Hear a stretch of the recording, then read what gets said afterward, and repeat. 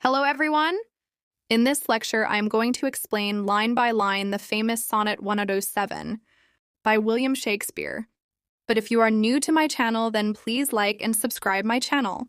But before I start it, let me tell you the brief background of this sonnet, then you will be able to understand it. In this sonnet, Shakespeare talks about the power of love and poetry to overcome fear, death, and time. He says that even though people fear the future and expect death and destruction, his love will live on, especially through his poetry. He believes that poetry can defeat death and keep love alive forever, even when powerful kings and empires are forgotten. Let's start it line by line. Not mine own fears nor the prophetic soul. In this beginning line, Shakespeare is saying that neither his own personal fears nor the prophetic soul, which means the spirit of a wise or visionary person who can predict the future, has the power to change or control what will happen to his love. The phrase mine own fears refers to the poet's inner worries or anxieties, and prophetic soul means someone who seems to know or foresee what will happen in the future. Shakespeare is pointing out that not even the most insightful person or his deepest fears can determine or interfere with the destiny of his true love. In other words, he believes that true love is beyond fear and even beyond prediction, because it is something eternal and unchangeable. Of the wide world dreaming on things to come, he is continuing the idea from the previous line. He is talking about the wide world, meaning all of humanity or the people in the world. When he says the world is dreaming on things to come, he means that people everywhere try to imagine or predict what will happen in the future. So this line is saying that even the entire world, with all its hopes, dreams, and guesses about the future, cannot truly know or control what lies ahead, especially when it comes to the fate of his true love. The word dreaming here suggests that people are only imagining or hoping, not really knowing what will come. Can yet the lease of my true love control? It means that neither his own fears nor the world's dreams or predictions about the future, as mentioned in the previous lines, can control or limit the lease of his true love. The word lease here means a temporary period of ownership, like renting something for a certain time. So when Shakespeare says the lease of my true love, he means the time or lifespan of his beloved or of their love. Control means to rule over, limit, or shorten. So in simple words, Shakespeare is saying that no matter how fearful he might be, or how much people try to predict the future, none of that can decide or shorten how long his love will last.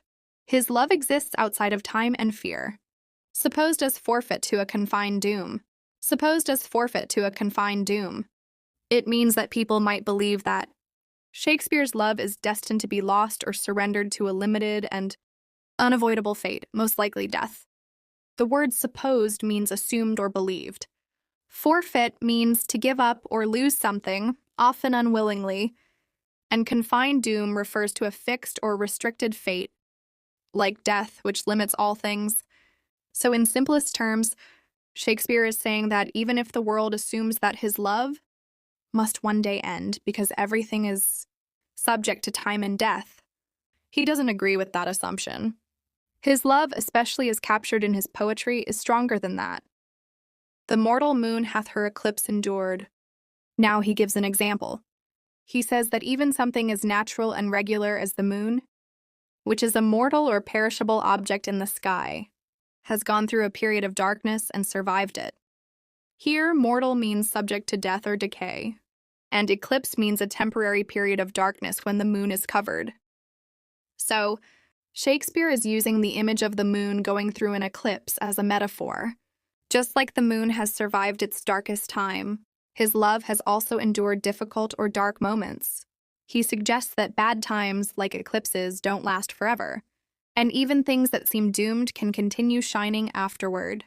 This supports his idea that love, though thought to be doomed, can survive and shine again. And then says, and the sad augurs mock their own presage. It means that even the predictions of sorrow and doom made by fortune tellers or prophets have turned out to be false or meaningless. Here, augurs refers to people who predict the future, usually based on signs or omens, and presage means a prediction or warning about what is to come. The word mock here means to make fun of or show that something is wrong. So, Shakespeare is saying that the gloomy predictions of these fortune tellers have been proven wrong by reality. They are now laughing at their own incorrect warnings. In simple words, he means that even those who once predicted sadness or disaster now see their own prophecies as foolish or false, especially in light of how strong and lasting true love has turned out to be. Uncertainties now crown themselves assured. It means that things which once seemed uncertain, doubtful, or unclear have now become definite, confident, and guaranteed. Uncertainties are things that were once unsure, unpredictable, or not trusted. Crown themselves assured means they have now become certain and are confidently claiming their position, like a king who puts a crown on his own head. So in simple words, Shakespeare is saying that all the confusion and doubts that once existed have now turned into clear truths. What people were unsure or afraid of before is now no longer scary or uncertain. It has become something they can believe in confidently. This could also be suggesting that despite predictions of doom or change, love and hope have proven stronger and more reliable. And peace proclaims olives of endless age. Now he uses poetic imagery to express the idea of everlasting peace. Peace refers not just to the absence of war, but a deep, lasting harmony and calmness. Proclaims means to announce or declare loudly and clearly. And olives refer to olive branches, which are ancient symbols of peace. And the phrase of endless age means eternal or forever lasting. So, in simple terms, Shakespeare is saying that peace is announcing or symbolizing eternal harmony through the image of the olive branch. It's like peace is holding up a never-fading symbol of unity, calm and reconciliation, one that will last forever. The poet may be using this as a metaphor for the enduring power of love or the stability found in a time when chaos and uncertainty have passed. Now, with the drops of this most balmy time, it means that the present moment feels like a healing and peaceful season. And just like soft, soothing drops of rain or dew bring freshness to nature, this calm period brings emotional renewal and joy. The word drops refers to gentle, refreshing things like rain or dew that nourish and revive life. The phrase, "this most balmy time," describes a period that is especially calm, pleasant and comforting. Balmy means mild and soothing, often used for weather, but here it refers to a peaceful time in life. Shakespeare is saying that now, in this gentle moment, the emotional climate is soft and comforting, like nature being refreshed by light rain. This line suggests that the poet, or his love, is being spiritually or emotionally renewed by the peacefulness of the current time, as if the pain or darkness from the past has been washed away by the sweetness and calmness of the present. My love looks fresh and death to me subscribes. It means that the poet's love still appears youthful, full of life and untouched by time, while even death itself seems to give up or surrender to him. Let's break it down in simple terms. My love looks fresh means that the person he loves still seems beautiful and vibrant, just like something newly blossomed. It hasn't faded or aged. The word fresh suggests not just appearance, but also the strength and purity of his feelings. Then, death to me subscribes is a powerful image. Subscribes here means to submit, to agree, or to yield.